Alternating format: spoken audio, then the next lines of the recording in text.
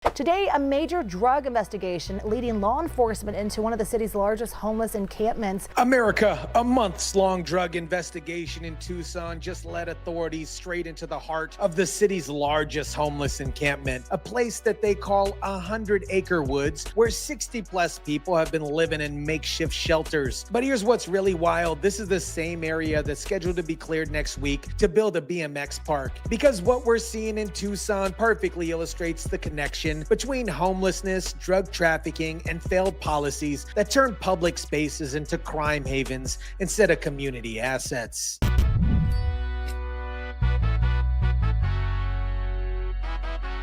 Three men have been arrested for their alleged involvement in a major drug trafficking investigation.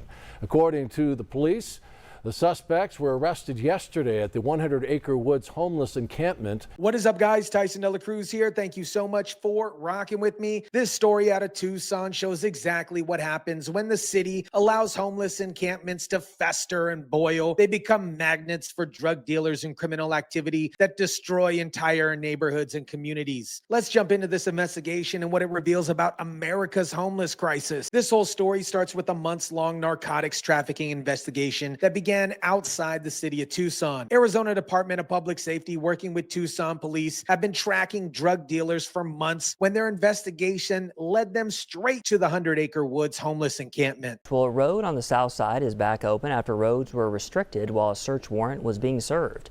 Tucson police tell us they were assisting the Department of Public Safety, who was serving a search warrant in the area of Swan and Golf Links Road. Think about this, you guys. A major drug trafficking investigation that started outside the city ended up at a homeless encampment. That is not a coincidence. That is the reality of what these encampments become when cities refuse to address them properly. Arizona DPS and Tucson police had to serve a search warrant right in the middle of this homeless encampment. When your drug investigation leads you to where homeless people are living, that tells you everything that you need to know about what these places really are. The investigation resulted in 3 arrests, and these weren't just small-time users. We're talking about major players in drug trafficking operations. Charles McDaniel, 67 years old, Timothy Welch, 55 years old, and Anthony Gross, 59 years old. These aren't young kids making bad decisions. These are grown men who've been in the drug game for decades.